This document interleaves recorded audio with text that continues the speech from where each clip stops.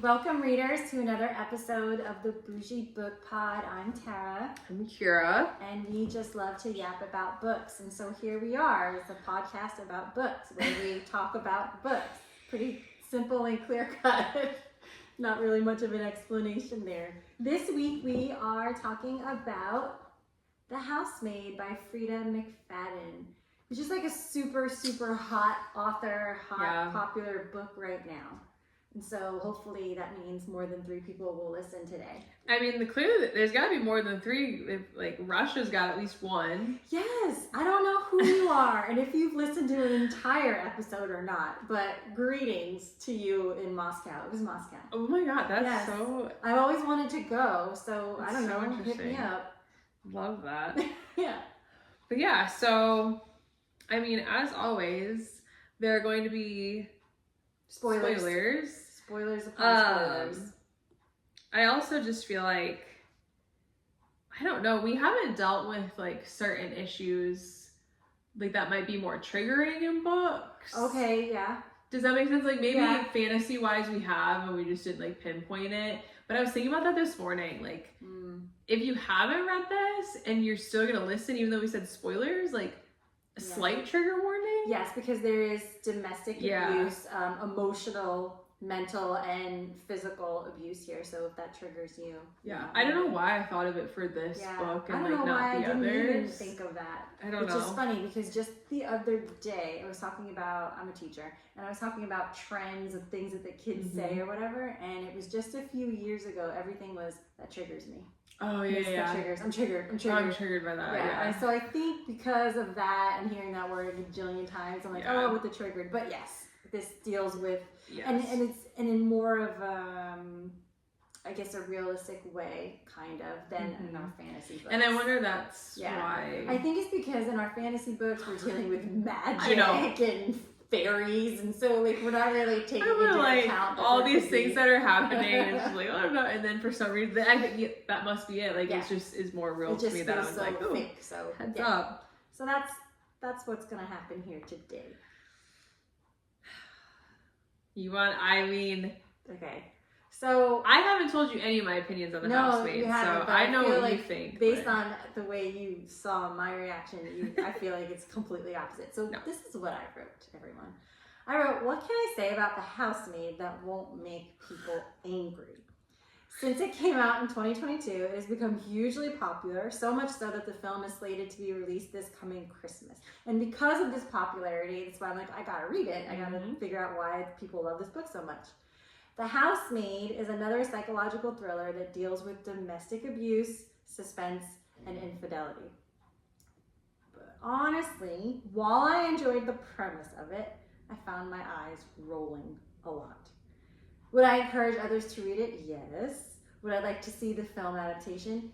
Yes, of course. But first, if you haven't read this book, I would recommend first for you to read The Last Mrs. Parrish by Liv Constantine, which, as I was reading The Housemaid, it reminded me so much of that book. Yeah. Only in my opinion, The Last Mrs. Parrish was better. And I think mainly because there were certain things that didn't feel eye-rolly to me. And also, and we'll get into it, but the character who was kind of being screwed over deserved it. Yes. In my opinion.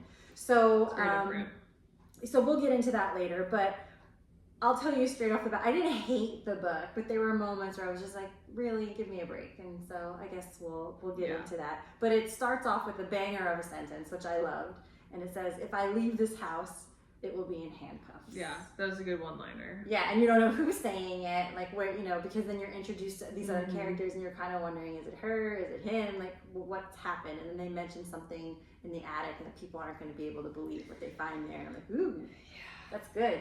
And then for a nice change, we are in America for the first time. We are in New York, my home of Long Island. Only not really where I'm from because it seems to be the really rich part.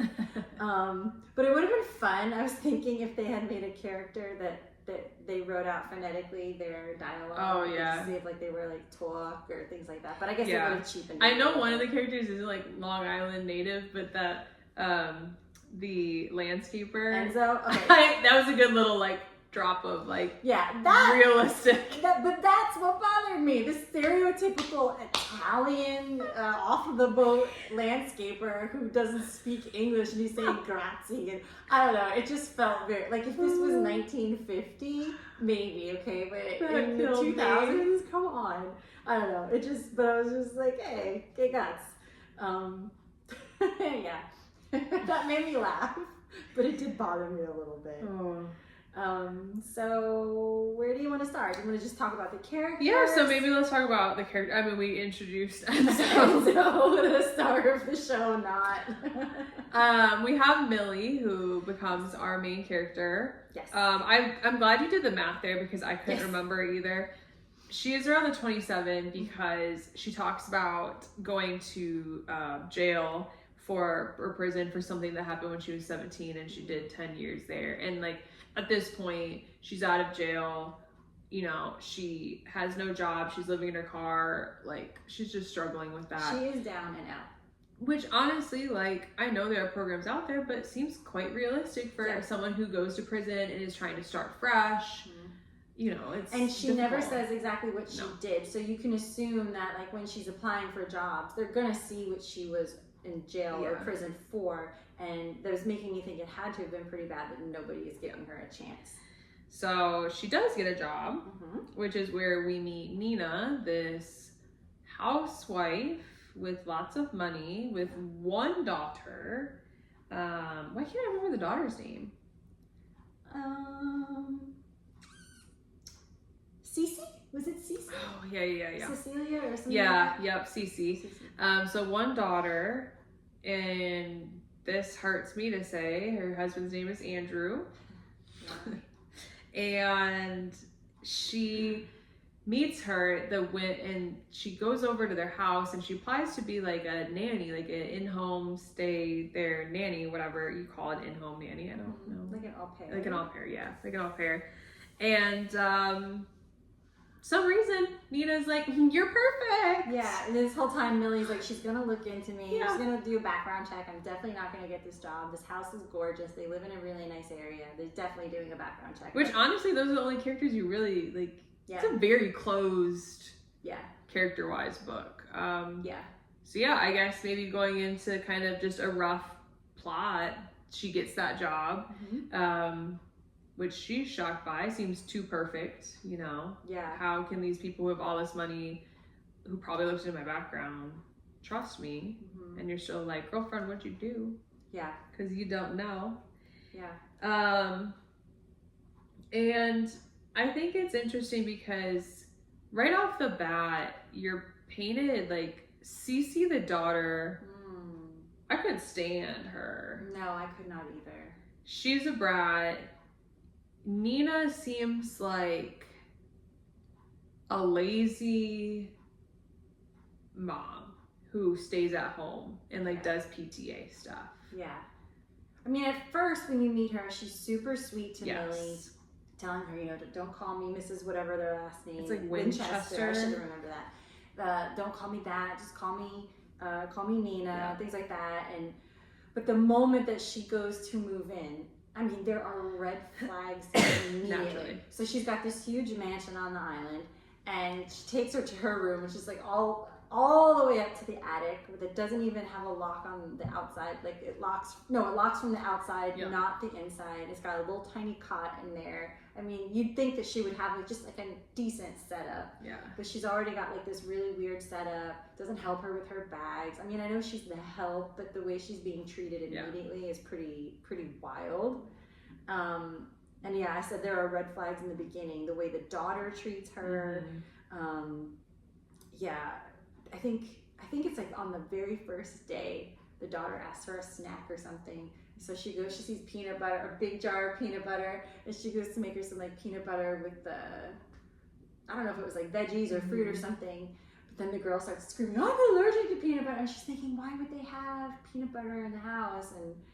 And then the mom comes in, she's like, why would you try to do that to my daughter? But then the husband says, she's not allergic. Like, why would we have peanut butter? And I'm thinking, what in the friggin' hell is happening in this house? And it's really interesting because you, right off the bat, you don't like Nina. Nope. You don't like Cece. Nope. And then Andrew is painted as this amazing husband who is with this bitch of a wife. Yes. You're wondering why he's with her. Yes, and this is where my eyes started to roll in the beginning, because they're very like pointed about describing Nina as like she's getting older, she's getting chubby, she doesn't take care of herself. And I was just looking at it from the perspective like it's a young girl talking about another one, because her husband is super rich. She's very, apparently they were saying he's very handsome. And I was just like, God dang. And I was like, why is he with her? I didn't like that. That bothered me. But you are, as a reader, wondering, like, what's going on here? Because the more you're introduced to Nina, the more psycho she is. And you're just like, why is this guy putting up with this? Yeah. And he's the only one in that house who is nice to Millie. And so, naturally, Millie is developing a crush on Mr. Winchester. Yeah. Which, like... honestly, you can't blame her at that point because she's so secluded from everyone else. I would kind of be like, yo, if you're such a nice guy, why you got me in this little attic thing? Yeah. But like, you know, he's the only nice person around. And that's, you think about the times, and I don't know, there's a term for this, but when you're around a certain group of people, or you look at a certain group of people and you start to think like, oh, that person's attractive, then I'm always like, but would they be attractive in the real world? You know, like it's a situational attractiveness. I don't know if there's a term for that. Yeah, I get what you're saying. It's because like she is not around anything else, and she's being treated so horribly. So of course he's rich, you know, and he's being nice, and so and that's what you know, it's like zeroed in. I don't know if there's an actual term for that, but that's what I was getting when she was, and I was like, naturally that's gonna happen. Like you think about the people you're around on a day-to-day basis, and you might be like, oh yeah, that person is more attractive, but then you might go to like, I'm not saying it's in a negative way, but then you like go out into the world, say it's at your workplace, oh that colleague is like good looking, but then you like go out to dinner or whatever, and you're like, was I just think they're good looking because that's like the only people around? The only one I get to see. Anyway, that's what I was thinking with her, and I was like, I don't blame you. No, and she is staying at this awful job because she needs it. Yeah, she's determined to save at least a decent amount of money before she leaves, because she's already thinking, I can't do this forever or for very long, but I need money. Can't get a job, and she's so scared of Nina that she's like, I'm just gonna toe the line and do what this lady says, even though everything is just like a contradiction. Like she'll say one thing and then Millie will do it, and they'll be like, and you're spending a good chunk of the book like back and forth like this, and that's the part I didn't like. And I get you want to set it up, but they're just in the house this, I said this, no, this happened, and you're just kind of like, it's a lot of gaslighting over and over and over again. And then our Italian landscaper Enzo, on the very first day, he says to her in Italian the word danger, which was just silly to me. Like, why is he anyway? And so he's already kind of set up that like something is wrong here, you shouldn't be here, but he won't do any more than that. And so the madness did start to get me a little annoyed. I'm like, okay, like what is happening? But it was engaging. It did set it up. It did make you feel for poor Millie. But then the only time that she got outside of that house was to like pick up Cece, and then she heard some like whispers and rumors from like the teachers at her school that Nina was crazy. But then that's it. And then there was that one scene that I really hated where Nina had some women from the PTA over, and they were outside, and she had Millie standing there, like just standing there in case they needed anything, like in the hot summer, and then like they would talk about her while she's right there, and they'd be like, you just can't find good help these days. And I was like, oh my god, this is so awful. But then the moment Nina left, that's when those PTA moms started talking about her. Like her roots were growing in, she's gaining weight, I don't know how Andrew keeps her, I mean, it was just kind of wild. And then, I'm not really sure exactly what happened, but something happened that like Nina went off the rails. Was it when she like broke something? I think so. Like, she was having an argument, and Millie heard overnight and walked in, and she had cut her hand or something. Yeah. And then Andrew suggested to her, you know, it would be really great. She's been talking about this Broadway show. If you could find those tickets, if we can secure it, this is going to make this fight that we have, everything is going to be nice and copacetic. Yeah. So Millie, I keep forgetting Millie and Nina. Millie asks Nina, like, what day would be great? I'm going to try and get these tickets for you. And Nina's so excited, yada, yada, yada. She gets the tickets, and then Nina's like, for this weekend? Yeah. I told you I can't do it this weekend. And Millie was like, no, you absolutely did not. But it sets up a perfect night away. A night away where Nina has to take Cece to summer camp or something. Yes, it is summer camp. Yep. Yeah, she has to take her to summer camp, and the husband said to Nina that he was able to get a refund for the tickets, but then once Nina leaves, he tells Millie, actually, I couldn't get a refund for these tickets, so why don't you take them, go to the show? And Millie's like, that'd be great, but I don't want to go by myself, but thank you. And he says, why don't we go together? Which, of course, Millie wants at this point because she's just swooning over him. Of course. And while I know it was necessary to move the story along, I don't know. I think the whole trope of, I could be better for him is a little used. Yeah. I don't really like that. And maybe it's because I have some personal feelings towards being cheated on because I have been. But I've also known people who've been the cheater, and they've reconciled it to me by saying, yeah, but you don't know what his wife is like, and she doesn't do this for him and doesn't do that. And I'm like, yeah, that's what he tells you. Yeah, and it sucks because at this point you hate Nina, you hate Cece, Millie. You're kind of like, you feel bad. You want her to get out. You want things to be better. You like Andrew, and now you're just kind of like, you're conflicted. You are, because I want good things for her, but I also want her to be smarter.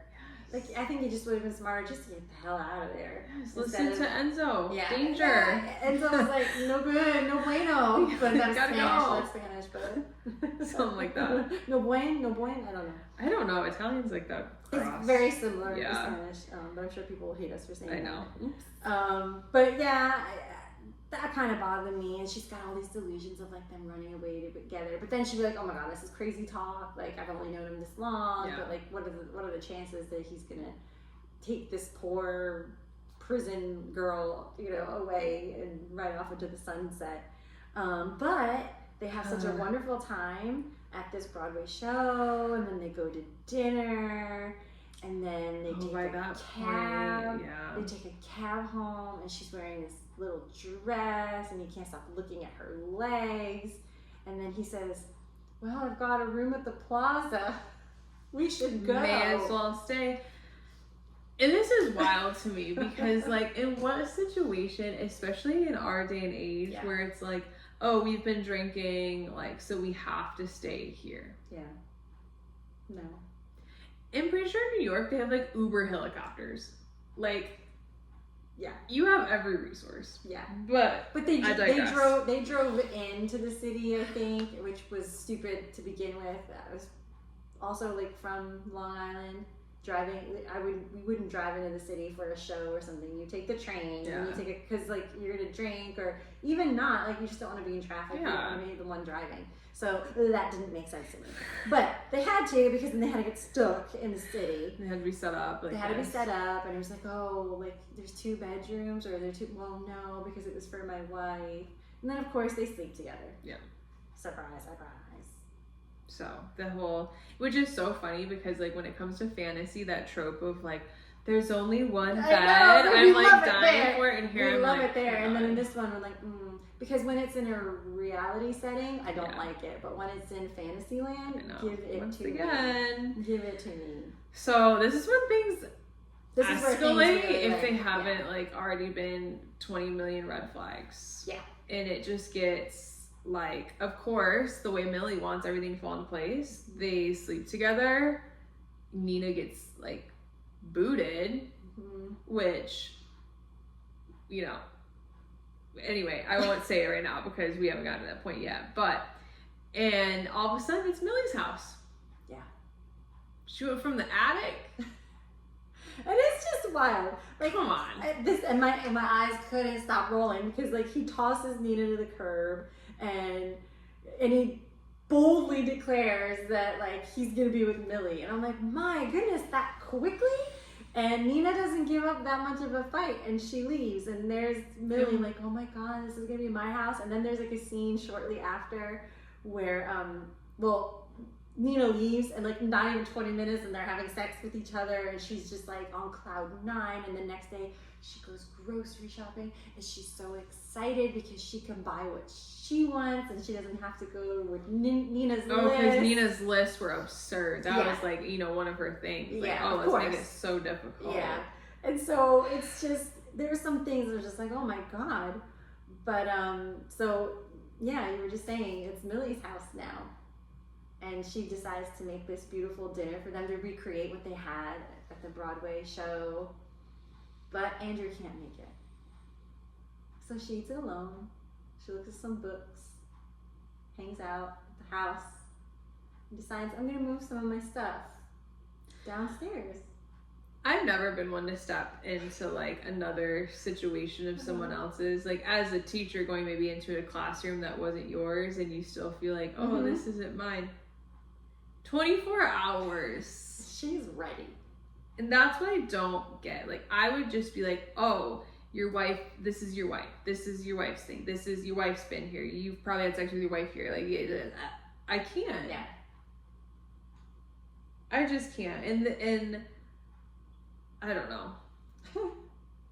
I've never been in this situation, so, like, I don't necessarily know, but I just feel like a lot of people like want to start fresh because there's too many reminders. Yeah. And Millie's basically like, wear her shoes, let me put them on, let me wear her underwear. Like, this is obviously being dramatic, but like, I wouldn't be surprised. Yeah. What was your favorite lingerie? I'll wear it for you. Like, that's the type of thing that she would do at this point. Which leads me to the fact that they end up having sex that night, right? Yep. Once he comes back. Yeah. Well, he finds her. She's like in the attic getting her things. And he kind of sneaks up on her and scares her a little bit. And he's just like, what are you doing? And she's like, well, I thought I could move some of my stuff downstairs to the guest room. She wasn't saying their bedroom, but she was like, and he was like, oh. And then he makes this comment. It's like, were you looking at my books? And she's like, yeah, I was. Oh, in the like den area? Yeah. And then like, that's like a throwaway. And you're kind of like, that was a weird comment. And he's like, what were you doing today? Were you looking at my books? And I'm thinking, what the fuck's in those books? And then, and then they have sex. But then she wakes up in the middle of the night. She's got to go tinkle, tinkle. And she can't open the door. And that's where it's like, whoa. And that's where you are like, okay. You always want to say, if I would have been in that situation, like, all these red flags or whatever. But that's where you're kind of like, Millie, I like you. Yeah. But are you surprised? Yeah. And this is when things change. I can't remember. At this point, are we getting... Yeah, it goes into part... So, like, that was part 1, and now it's part 2. Yes. And part 2 is no longer Millie's perspective. Yep. But Nina's. It's Nina's. That's Nina's right. telling the story. That's right. Now. It's Nina now. And this is where you actually learn the truth. Yeah. And you learn what... excuse me, an absolute monster Andrew is. Yeah. And this is when I got to this point, I was like, oh, okay, this is the last Mrs. Parrish, because it's pretty much the same thing. The only difference is in the last Mrs. Parrish, I forget Mrs. Parrish's first name, but she had a woman who sought her out and like chose her. Like, I want to be this woman. I want to worm my way into her life, and I want to take it. I want her husband. I want her. And home. now it's reversed. Yeah. Which all of a sudden I'm like, holy crap, Nina's a mastermind. Yes, she is. And I actually, this sounds really like weird because this is where you learn all the truth. I like part 2 better. Same. Because this is where you learn that Nina staged all of this. Yep. She staged her exit. Yeah. Yeah, she did. At the expense of Millie. Yeah, which was kind of shitty because she chose a girl who's down on her luck, knowing that she can't turn this job down. And what I like is that then we meet Enzo again, and surprise, surprise, he speaks English just fine. Yeah. And he's the one, like the little conscience in her ear saying, you can't do this to this girl because you know what you've been through. Yeah. But Nina is just so focused on, I've got to get out. Yeah. I've got a little girl. Like, we've got to get away from this guy. And then she describes, like, how awful Andrew is. And so Nina did everything she put into place. She intentionally started gaining weight. Mm-hmm. She intentionally started, like, doing all these terrible things, gaslighting her. Obviously, the, like, summer camp drop-off she knew about. She planted the, like, oh, this weekend works for me, hoping that they would hook up because she can start to see the, like, attraction or whatever. Yeah. And my thing is like, Andrew is obviously a psycho. Mm-hmm. He's obviously a terrible person. How did he also not pick up on his wife? Like, that was the one question I kind of had. I was confused as to how he let it happen, how he let her do those things, because in the book, once she first got married to him, like, of course everything was beautiful, but then once they got married and she did one thing that was, like, out of step, I can't even remember, it was something stupid, I'm sure, and he had to teach her a lesson.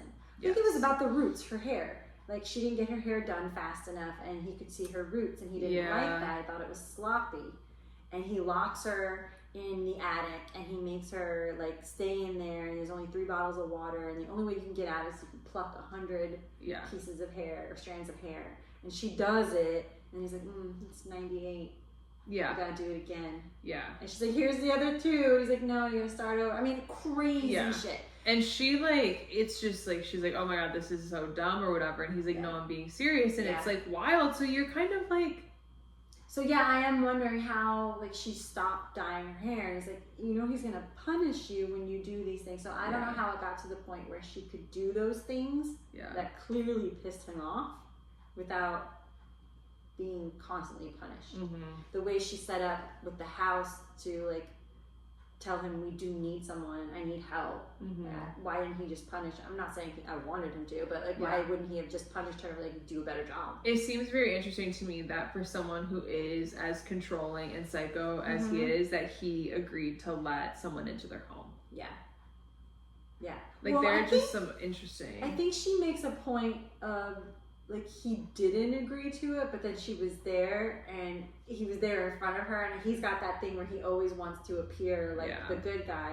And she's like, don't you remember? We discussed this, and she's moving in. And he was just Which Nina plays a really risky game. Yeah, she does. Knowing what Andrew's capable of. Yeah, she does. Oh my gosh. He beats her, he starves her, we didn't even, like, the worst part of it is he tortured her so much in the attic that I think he drugged her too.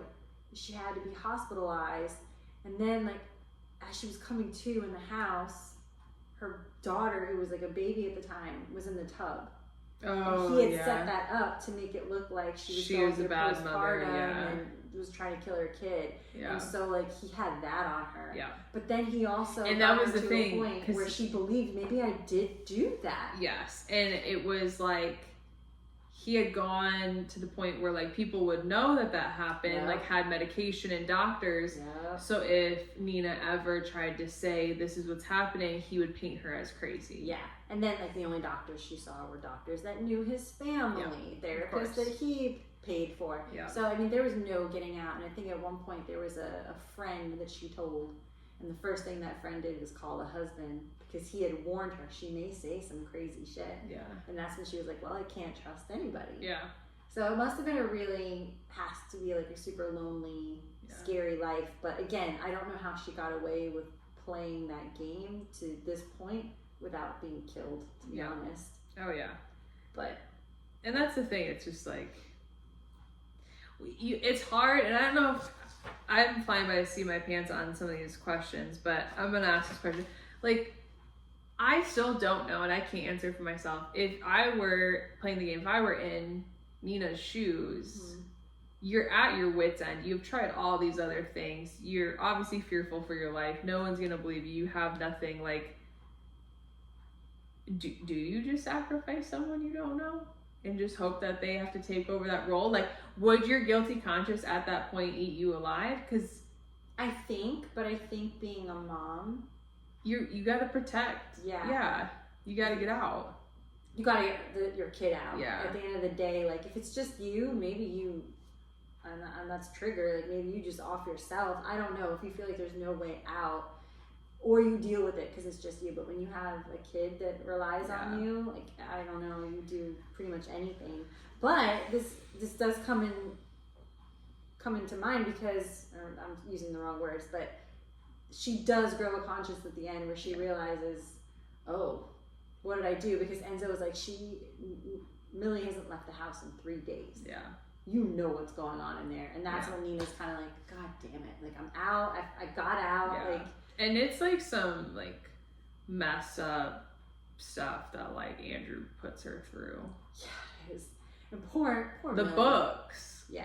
Poor Millie. She has no idea what she is so confused by the fact that she's locked in there. And the whole time she's thinking, he must have accidentally locked it. Of course he went to bed in his own bed. Like, why wouldn't he? You know, she was making all these excuses in her head. And then he plays the game. And then he comes back and he's like, oh, I know. But you didn't put my books back. Yeah, so now you have to stack. You have to be punished.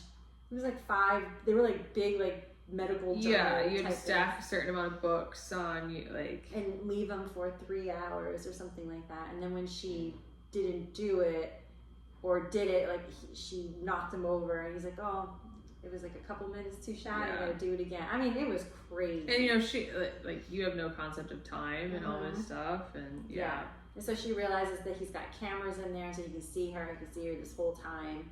But then she finds something in the room that she thinks Nina may have left for her, because eventually she does have to use the restroom, and there is no restroom. There's just a bucket up there, and she uses the bucket and finds something in there and hides it. And when Andrew comes back, she's able to attack him, get the fuck out of there, and lock him in the attic. Yeah. And then I started to enjoy it. Yes. Because Millie, she comes in clutch. Yeah. She knows what to do. And that's the interesting thing is, like, it kind of, I'm not gonna lie to you, this is reminding me of the Manor House. Okay, yes. He's in the sauna. Little, like, tea people. Yeah, when he's in the sauna, and they're like, oh, maybe we'll just lock it and turn the heat up and go to bed. Like, yeah, I respect that. Like, I was really kind of shocked because she, like, goes about her life in that house while he's locked in there. I would have gotten the hell out of there. Yeah. She stays, she takes a shower, she takes a nap, she eats some food because she was dehydrated, she was hungry. And then she plays the game on him, and she's like, well, now you have to do it. Oh, that was too soon. Yeah. Do it for more. I mean, she gets sadistic to the point where she's like, you can pull some of your teeth out. There's some pliers in there for you. You can do that. And he's like, are you kidding me? And she's all the things that he has said to her, she says it back to him, and she gives it back. And then we learn about her past. And do you want to... I mean, I think you're gonna have to do it, or I might butcher it a little bit too much. Because the funny thing is Millie's past, I have a hard time with. It's Andrew's past, and the woman that I remember better for some reason. So you'll talk about Andrew's past. So Millie, it turns out that she went to prison because she murdered someone. Oh yeah, I did remember that part. And you're like, holy crap. So then you're like, well, I guess she can hold her own with this guy. But what you realize is that this guy that she murdered, I mean, murder isn't good, right? But she walked in on this guy raping her friend in college. Oh yeah. And so she didn't intend to murder him. She was just trying to get him off. He was like this big dude, and she grabbed something heavy, I don't remember what, and hit him over the head with it, and he ended up dying. And it just really screwed over the rest of her life because she was trying to defend a friend who then was no longer her friend, which I didn't understand that. Yeah, I don't know. And you know, everyone painted her out to be like this awful, just murderer. And you're feeling even more familiar because now Millie's like, well, and I'm doing this to this sick fuck. Mm-hmm. And I know I'm going to be the one that gets in trouble. So she's just kind of like, she's down bad. Yeah. And you feel really awful for her. Which is weird because she's fine. Like, he ends up dying. Mm-hmm. And they're just like, no, we're good. And this is where my eye rolls came in again, because Nina comes back to the house, but a little too late. Yep. Millie is there in the attic with Andrew, who is dead as a doornail. He's actually died of dehydration because she did not allow him any water. Yeah. And he was there for days, and he's pulled out teeth, and he's put books on his, I think she had him on his, Yeah, I think so. groin. So he was hurting. And so Nina finds Millie in there, and Millie is just like, I'm gonna go to jail for the rest of my life. And Nina's just like, no, you're not. Go. Yeah. Like, you helped me. I'm gonna figure it out. And so Millie leaves. And then Nina just waits for the police. And then that's the one. She's like, I'm gonna leave this house in handcuffs. And then this is where my eye roll goes just almost behind my head. Because the lead police officer that comes to investigate, turns out his daughter was once engaged to Andrew. Yeah. And he goes on this speech about how, like, when the daughter left him or they broke up, she got the hell out of Dodge and, like, disappeared and would never ever talk about her experience with this guy. And her father always had a feeling that there was something about him. And then when he heard about Nina making some claims, he just had a feeling that maybe Nina was actually right.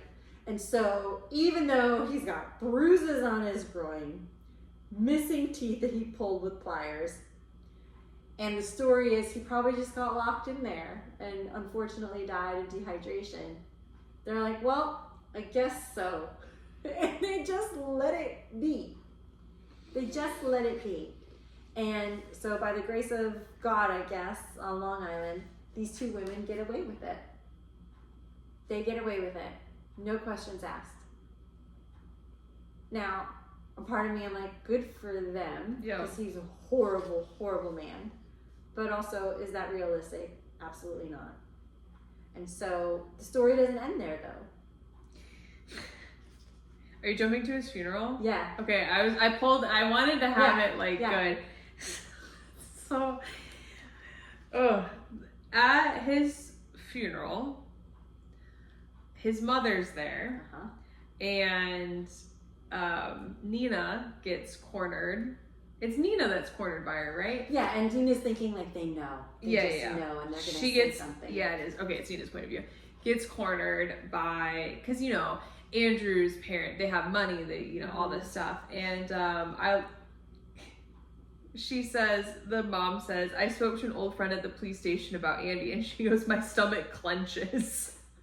And so, like, immediately she's like, uh-oh. The jig is up. And she goes, they told me how he looked when they found him. They told me about the missing teeth. And it literally says, oh God, she knows. She definitely knows. Anyone aware of the state of Andy's mouth when the police found him had to know his death was not accidental. Nobody yanks out their own teeth with pliers. Yeah.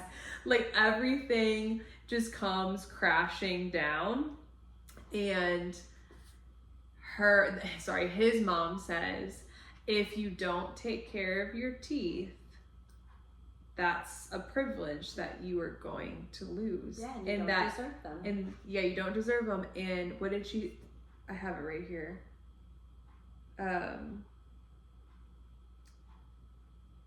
Yeah. There's always a punishment when you break the rules. Andy knew that. He knew that was my rule. When I pulled out one of his baby teeth with pliers, I thought he understood. And then this is the iconic, I love, she goes to Nina.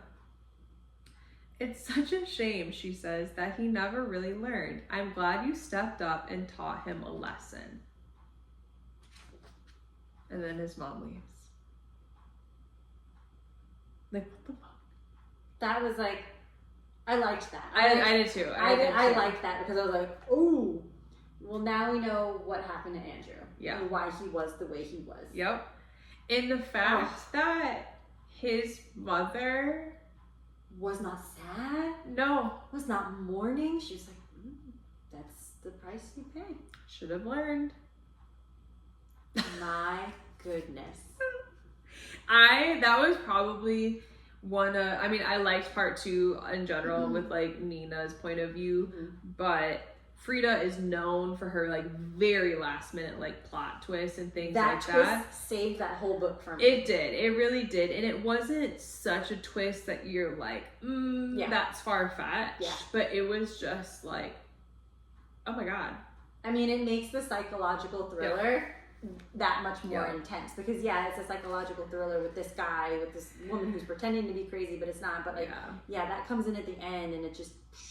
So I just flipped over and I see there's part that says favorite moments or quotes. So that would be it for me. That's mine too. Yeah, because like I said, I'm glad you finally he will finally learn his lesson. You taught him a lesson, whatever she actually says. I was just like.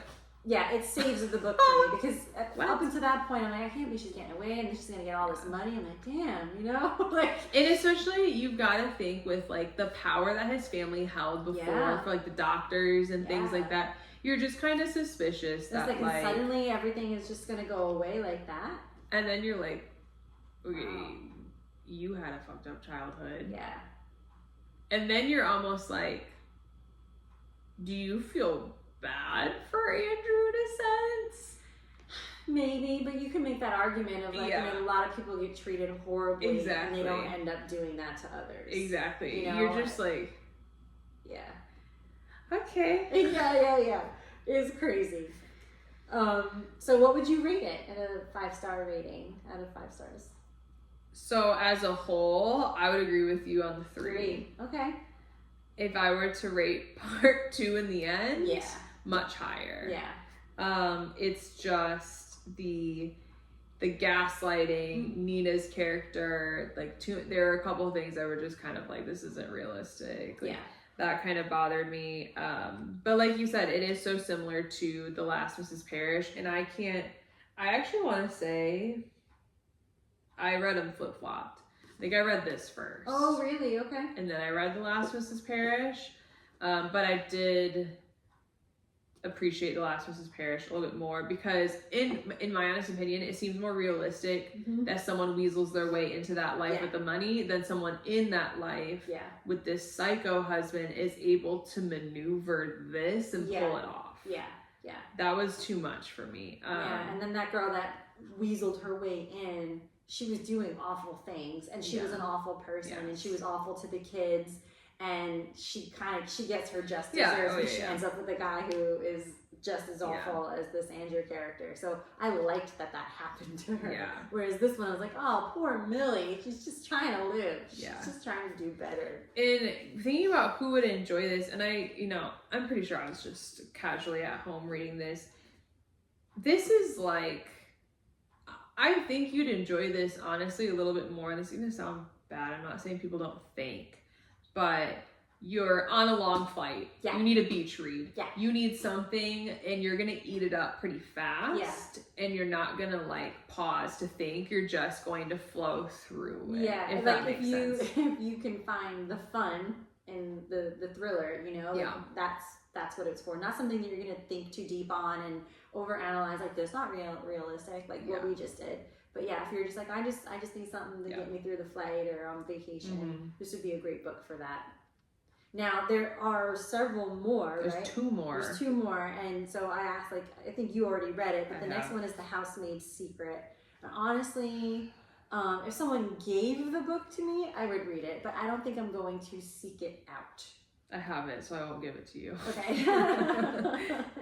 I don't think I would seek it out. Maybe down the line. I've got way too many other books that I want to read in front of it. It gets just more unrealistic. Yeah. It's more unrealistic. And like, people are gonna not agree with this. It follows this plot too much for me. Oh, and that's because at the very end, it goes back to Millie. Yeah. And Millie is, God help me, why does she choose to try to get another job just like this? Yeah. She's interviewing for another job as like a live-in nanny. Yeah. And she's thinking, there's no way I'm going to get this job, just like in the beginning. And then the woman says to her, oh, will you come highly recommended? Yeah, it says right here, finally, she says, Nina Winchester recommended you very highly. And then she said, my mouth drops open. That's the last thing I expected her to say. I haven't heard from Nina in a long time. She moved to California with Cece after everything wrapped up, blah, blah, blah. And then she did text her a picture of her and Cece at the beach and said, thank you for this. So she said, I guess her way of thanking me is for other housekeeping jobs. And she was like, I'm so glad to hear that. Nina was wonderful to work for or whatever. And you're just like, and then at the end, her name's Lisa. She says, so, by the way, she's messing with a knife at this point. Yeah. The knife slides back into the wooden block and straightens up. Her blue eyes wide and anxious. Can you help me, Millie? Yes, I say, I believe I can. And then I think, didn't she say like there were like bruises on her or something? So Millie kind of realizes, oh, here's another Nina. Here's another woman that needs help. And so that's why I was like, I mean, here's the thing. Are you ever going to read this sequel? I don't think so.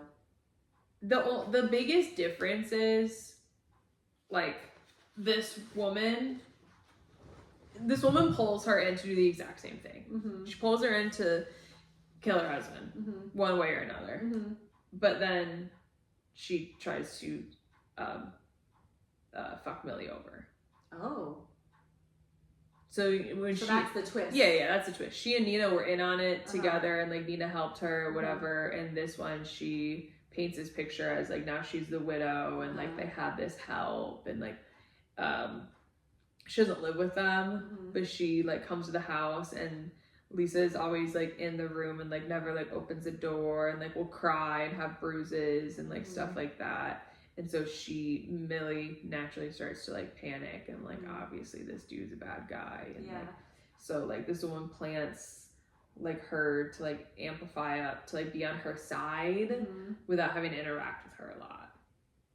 So is she making up being abused?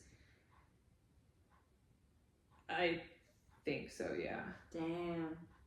Well, listen, if I were Millie, I wouldn't have taken that job to begin with, because even though she may be thinking she's doing this vigilante justice again, the right thing, first of all, she's got a record. Yeah. Second of all, you don't want that following you. Like, everywhere you have a nanny job, the husband dies. Yeah.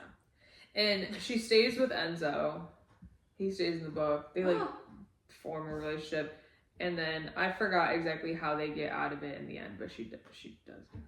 Yeah. So it's like the same plot with just like a couple factors that are different, which I just didn't personally love myself.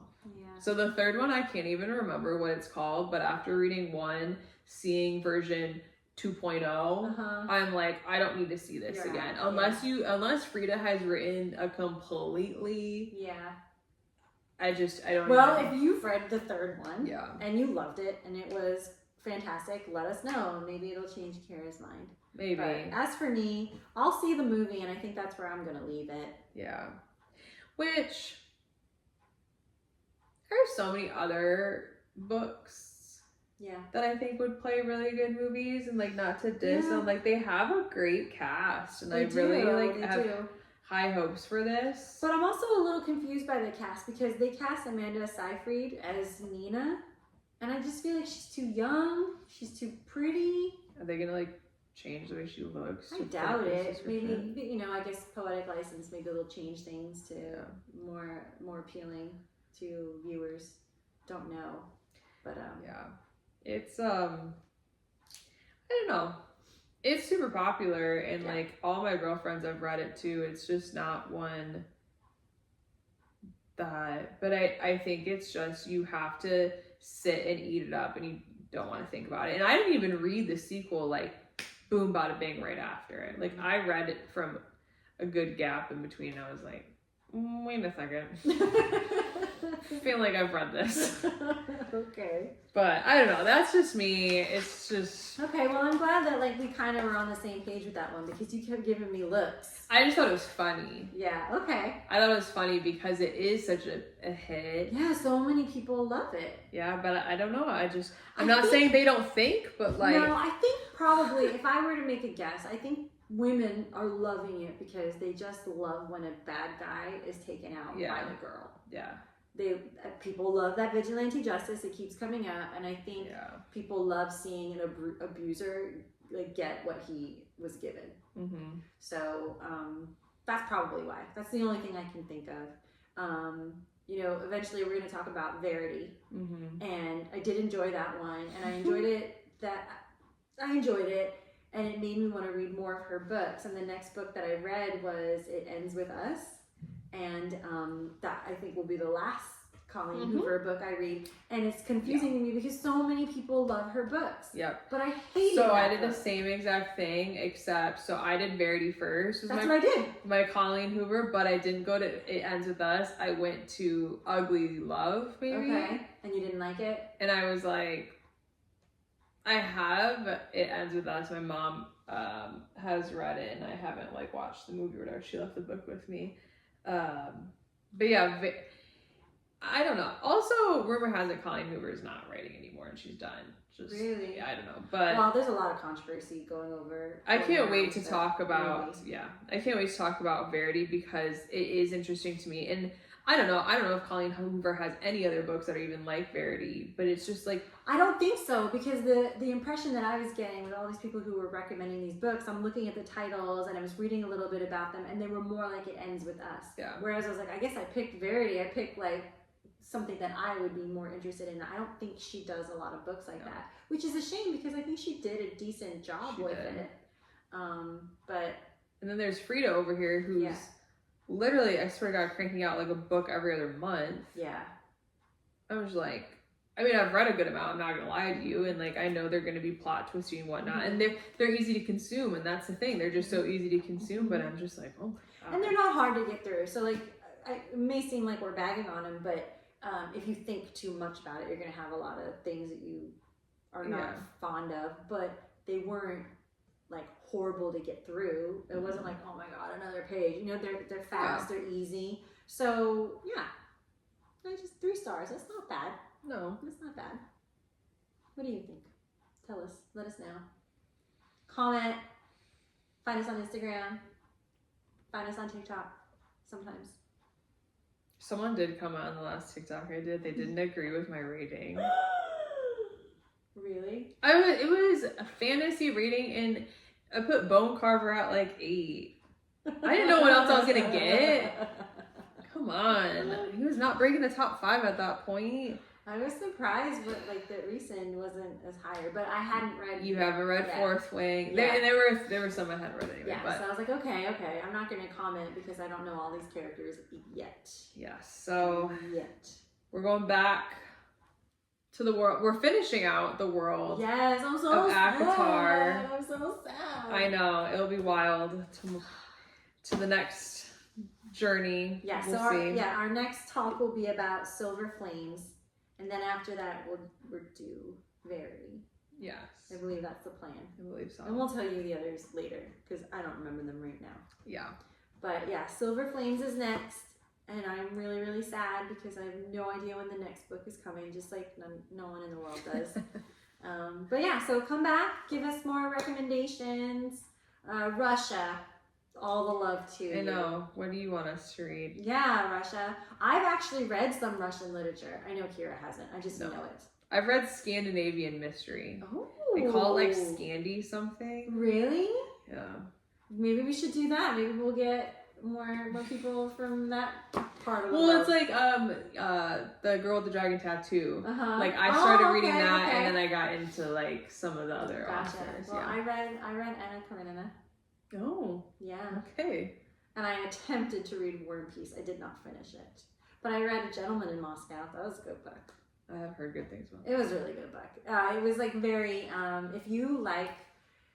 The way I would describe it is if you like Downton Abbey or like the way British like older generations people talk, like that's how it was. It's all from this guy's perspective. He was very like old school, and so we talk about like being polite and everything from his point of view, going through everything that's happening in Russia. So it was really good. It wasn't like a mystery or anything, but it was good. I really enjoyed it.